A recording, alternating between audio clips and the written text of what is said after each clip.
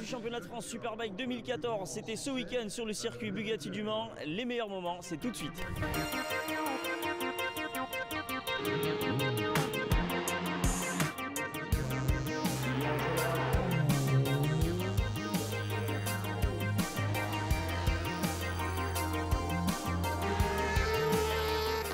Alors avec Jacques Boll, première manche du championnat de France Superbike, une nouvelle saison qui s'annonce, on l'espère, encore pleine de bonnes surprises.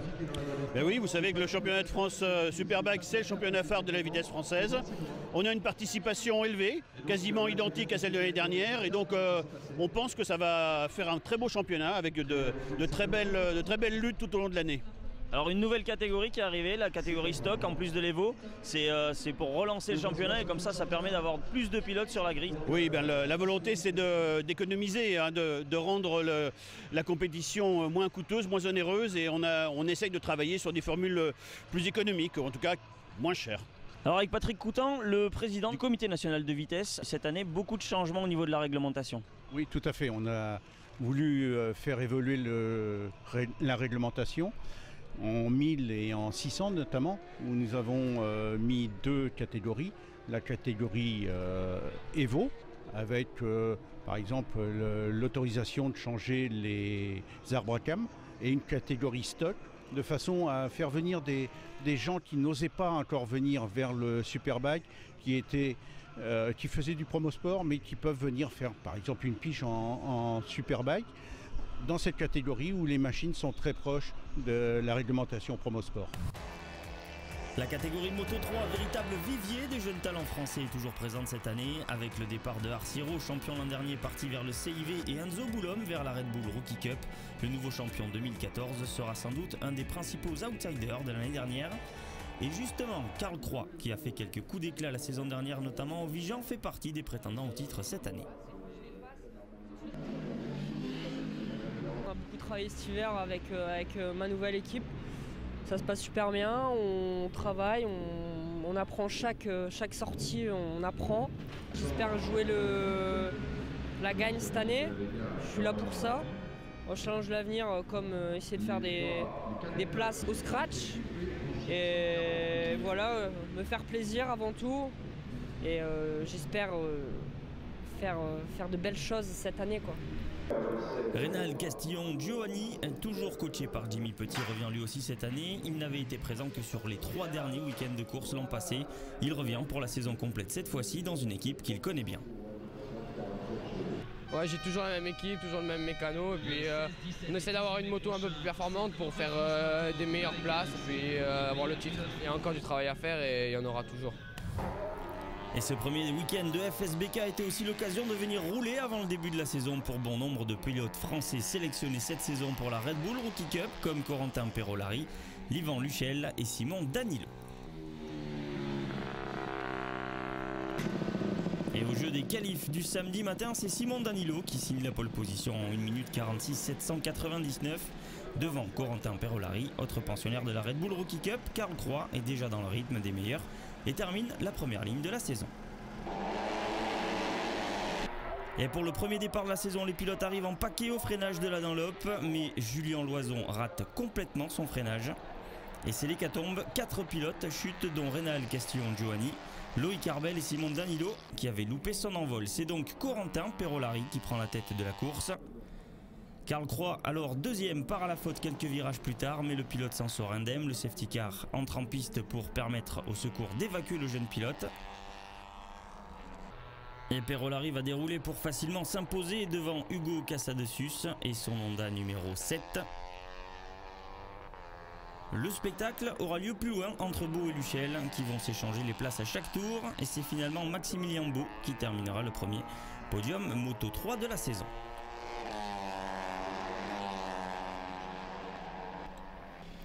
Et la grille de la deuxième course se fait selon les meilleurs tours en course du samedi. On retrouve donc Corentin Perolari en pole devant Hugo Casadecius et Maximilien Beau.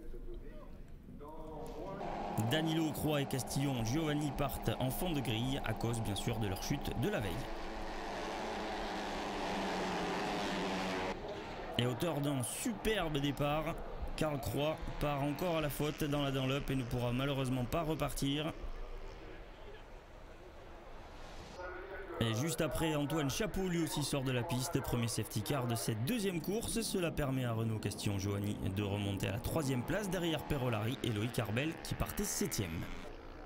Et après un second safety car dû à la chute de Samantha Pérez, la course repart pour seulement 2 tours et même s'il était sous pression, Perolari s'impose devant Castillon-Joanny et Simon Danilo qui a profité de tous ses safety cars prend la 3e place de cette deuxième course.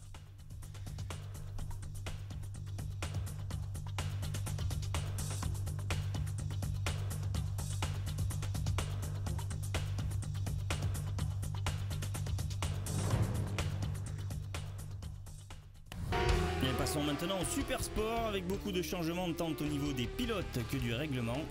2 catégories cette année, la stock et l'Evo. Les différences sont minimes mais nous en parlerons dans un prochain numéro. Par contre, niveau pilote, ça bouge. Romain Hahn, ancien champion de France Moto3 en 2012, sera inscrit dans la catégorie stock, tout comme Mathieu Charpin, ancien pensionnaire du Promo Sport 1000. Il vient cette année en super sport au guidon d'une Yamaha R6. Je commence à prendre mes marques gentiment. Après, niveau moteur, ça n'a rien à voir non plus. Hein. Le crossplane, ça tracte bien plus que ça.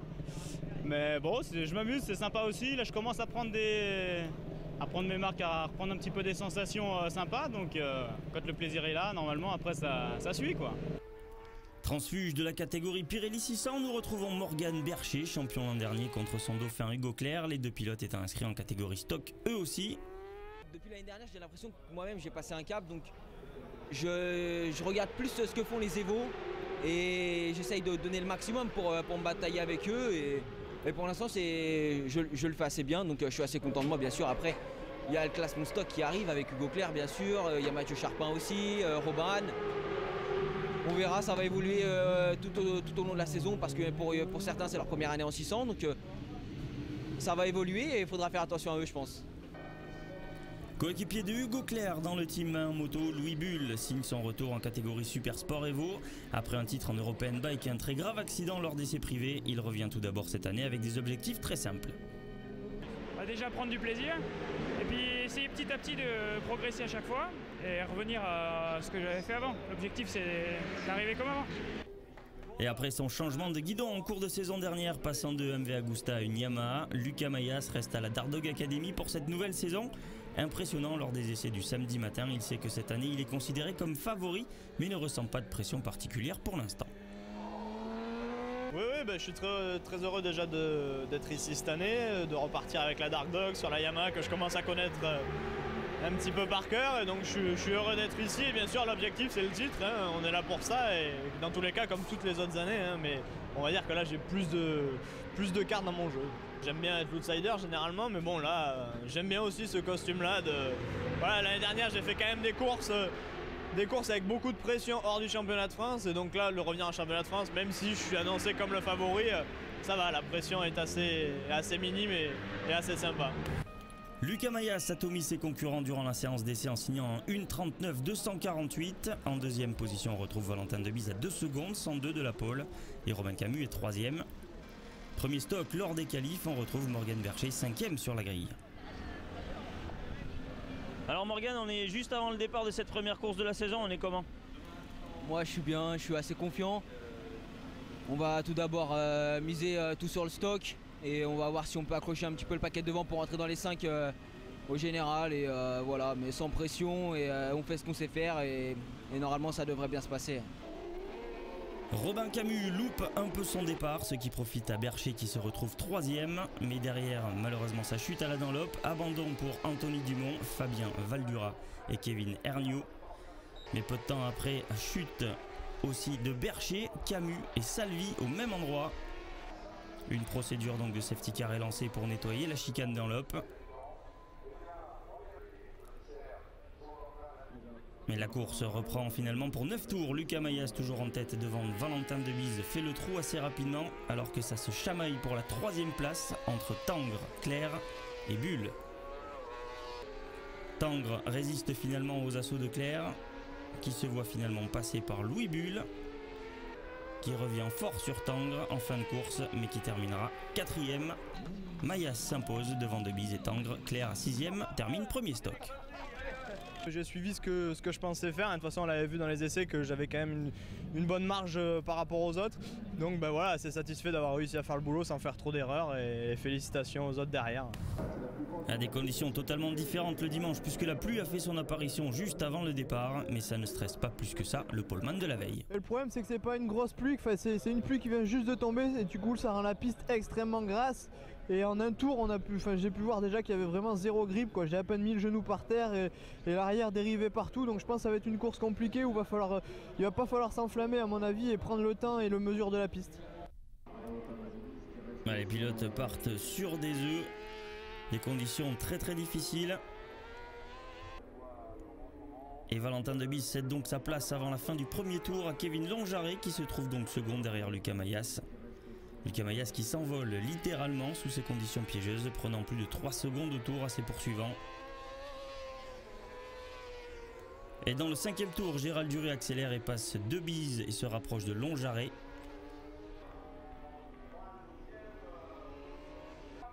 Il finit même par le passer et prendre la 2e place au 6e tour. Il réussira même à créer un petit écart sur Longjarret qui se retrouve à la lutte avec Cédric Tangre. Alors qu'en tête, Lucas Mayas ralentit un petit peu la cadence.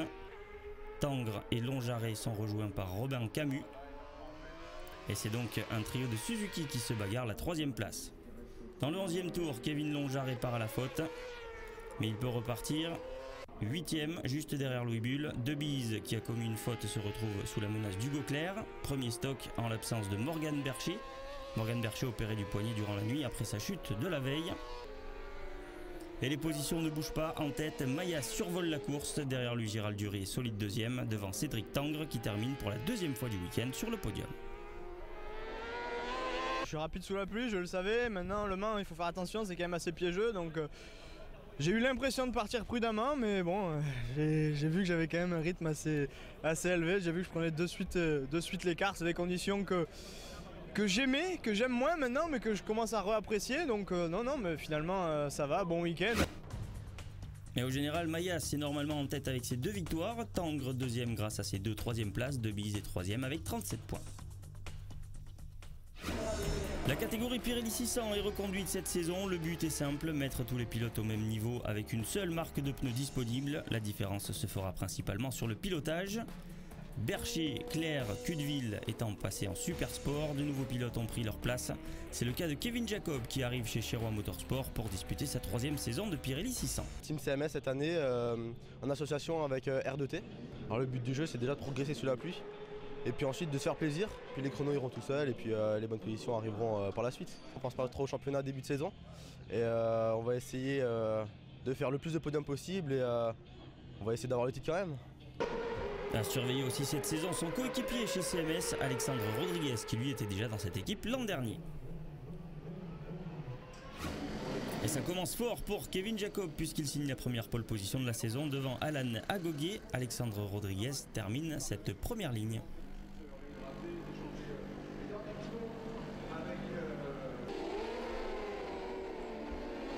Et c'est parti, et malgré un très bon départ, Rodriguez laisse repasser Alan Agogué et Rémi Salle. Dès le premier tour, Kevin Jacob est 4e, après s'être fait un petit peu enfermer au départ devant Rousseau et Leipzig. En tête, Agogué et Salle vont très vite faire le trou. La bataille aura encore lieu pour la 3e place entre Jacob, Alopé, Rodriguez, Leipzig, Rousseau. Mais au 5e tour, Rodriguez passe Jacob et les 2 pilotes CMS vont s'échapper ensemble. Pour revenir dangereusement sur Rémi Salle, seul représentant Suzuki cette saison en Pirelli 600. Jacob, alors 3e, semble moins rapide que son coéquipier qui donne l'impression de suivre le rythme. Et c'est dans le dernier virage que Rodriguez place son attaque pour finalement monter sur le podium derrière Salle qui réussit à garder sa 2e place. Agogué a fait une démonstration pour sa première victoire dans cette catégorie.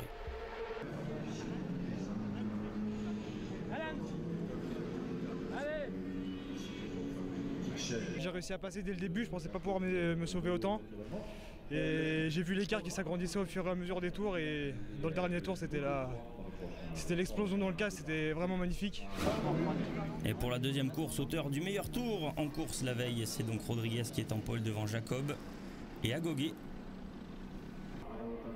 Et à l'extinction des feux, Rodriguez reste en tête alors que Jacob chute encore dans le classement et pointera 5e à la fin du premier tour. Alopé qui s'est lancé 4e réussit à prendre la 2e place devant Salle, tandis que Jacob en profite pour repasser 4e devant Agogué. Et Rodriguez résiste aux attaques de Alopé, ce qui permet à Salle de repasser 2e dans le 8e tour.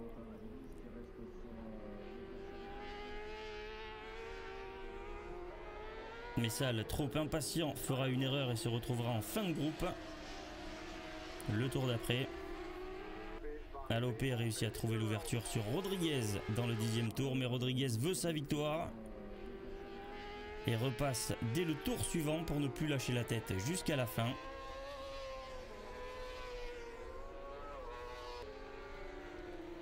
Et 4 pilotes s'échappent pour seulement 3 places sur le podium, Rodriguez, Alopé et Agogué. Salle qui revient très fort et malgré une grosse frayeur de Alopé dans le dernier tour, le classement restera le même. Rodriguez s'impose devant Alopé et Agogué. Elle a fait, j'ai fait un bon départ où je prends la tête de la course et donc je suis longtemps premier, puis après il y a Charlie et Alopé qui me doublent et on se fait une petite bataille et bon j'ai réussi à le résister et je gagne la course, je suis super content et donc voilà. Et grâce à sa pole du dimanche, Rodriguez repart en tête du circuit de la Sarthe devant Agogué et Salle est 3e sur sa Suzuki. Et la catégorie Rennes elle aussi subit quelques changements de règlement avec aussi l'arrivée d'une catégorie stock en plus de l'Evo. Et grâce à ce nouveau règlement, on retrouve ce week-end 2 anciens pensionnaires des Coupes de France Promosport et pas des moindres. Julien Pilot, champion 2013 en Promosport 1000 qui va faire tout le championnat en Evo, et Julien Diguet, champion 2013 en Promosport en stock. Il y a un gros gap quand même entre le Promosport et le Superbike parce que ayant gagné le Promosport l'année dernière, je me retrouve avec 6, 7 voire 8 pilotes qui font les mêmes chronos que moi, avec qui je me bagarre sur la piste, donc c'est quand même beaucoup plus relevé alors que l'année dernière on était 3-4 maximum à se bagarrer, donc non c'est plus relevé, puis les pneus sont plus performants donc ça apporte plus de réglages sur la moto, donc non, il y a beaucoup plus de travail, mais bon on a du monde pour nous épauler, donc ça devrait le faire. L'année dernière, j'ai été très content justement de remporter ce titre. Et puis il faut continuer à rouler parce que nous on roule pour la passion plus que pour le métier, on n'est pas des pilotes professionnels. Et là ouais, je suis très content de venir faire une manche en Superbike avec les grands pilotes français et puis sur des super circuits comme Le Mans. J'habite pas très loin d'ici, je veux me faire plaisir et la moto moi j'aime ça, je suis passionné donc j'ai envie de rouler. Et en Evo, on retrouve bien entendu Grégory Leblanc qui vient défendre son titre, mais Julien Dacosta étant parti en Angleterre, il sera cette année confronté à un visage bien connu du paddock Superbike. Sébastien Gimbert revient cette saison sur une Honda dans le Team Race Experience.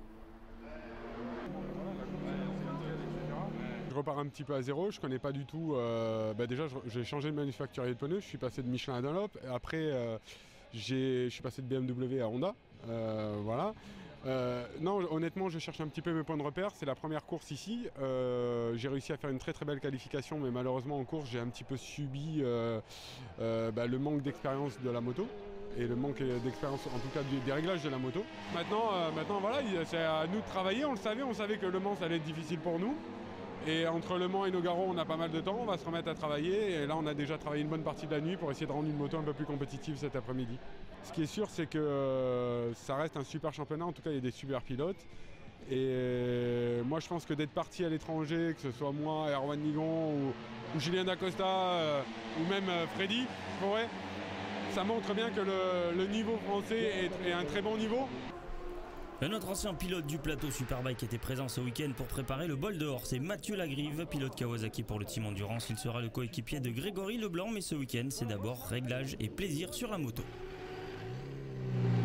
J'ai eu la chance au moment de signer mon contrat pour les 24 heures du Mans et le Boulder à Kawasaki, ils m'ont proposé de pouvoir faire la wildcard à 15 jours, 3 semaines avant le Boulder, de façon à continuer à rouler avec cette moto, à progresser et surtout me faire à ces pneus, parce que bon, j'ai quand même une longue expérience sur une autre marque de pneus et qui fait qu'il y a des automatismes qu'on prend et qu'il faut enlever. Donc j'enquille les kilomètres de façon à être prêt pour le Boulder.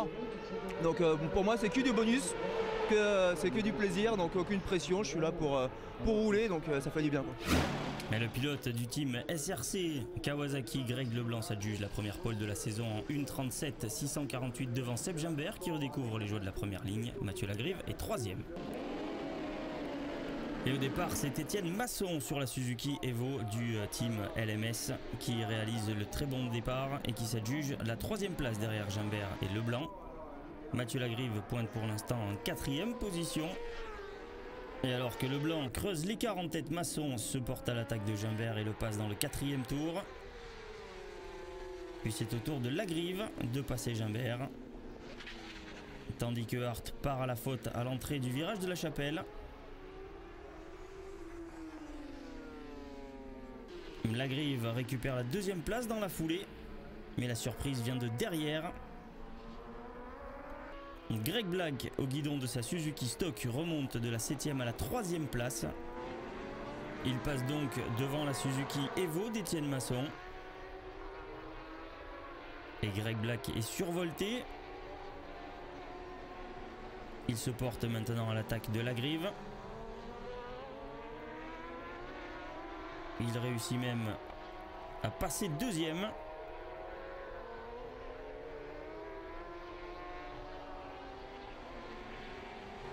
Mais Lagrive récupère sa 2e place et Black termine à seulement 2 dixièmes de Lagrive, la victoire étant pour Grégory Leblanc intouchable aujourd'hui.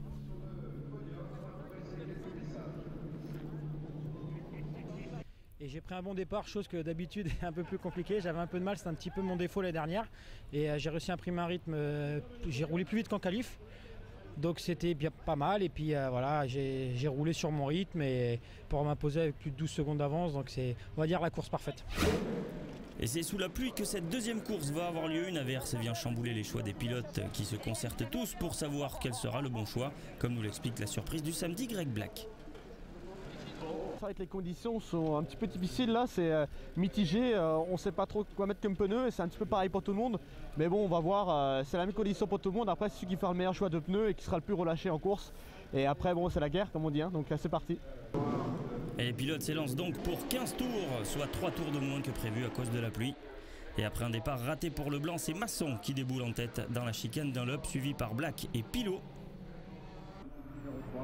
Mais sous ces conditions difficiles, c'est David Muscat qui va briller. Le pilote Ducati chaussée de Michelin adore ces conditions difficiles. Et c'est donc lui qui boucle le premier tour en tête. Il creuse très vite l'écart. Derrière lui, les positions ne cessent de changer. Mais c'est Lagrive qui part à la chasse du pilote Ducati. Entraînant avec lui Black, Masson et Gimbert. Malheureusement, Black, alors 4e, chute dans la chicane Dunlop, mais pourra repartir en 12e position. Et devant, Muscat, qui avait plus de 4 secondes d'avance, voit fondre sur lui la Kawasaki numéro 18 de Mathieu Lagrive. Suivi de Gimbert, qui semble plus à l'aise sur sa Honda dans ces conditions. Dans le 7e tour, Lagrive passe en tête grâce à une meilleure gestion de ses pneus. Derrière, Leblanc lutte pour remonter sur la tête. Pointé 11e à la fin du premier tour, il se bat pour la 5e place dès le 8e tour. Lagrive s'envole en tête et pointe à plus de 6 secondes 3 de Muscat au 10e tour.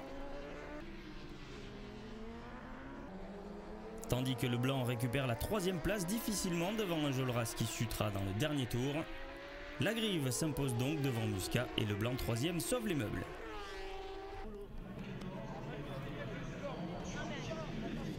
Franchement, sans Kawasaki cette année, j'aurais pas été grand chose. Ils m'ont donné la chance de pouvoir rouler ce week-end pour continuer à m'entraîner avec cette moto, de façon à être prêt pour le Boulder. Et je fais 3, je gagne la 2e manche. C'est vrai que les conditions peut-être étaient à mon avantage. Et puis j'ai pas de pression, je joue pas le championnat, donc tout se goupille bien. Et je suis là, quoi. Je suis là, c'est génial. Mais au général, Leblanc est en tête avec 47 points devant Lagrive qui ne devrait pas marquer d'autres points cette année. Morin et Muscat sont juste derrière avec respectivement 37 et 36 points. Voilà, c'est sous le soleil que nous allons quitter Le Mans en direction Nogaro pour le prochain rendez-vous du championnat de France Superbike 2014. A bientôt, ciao.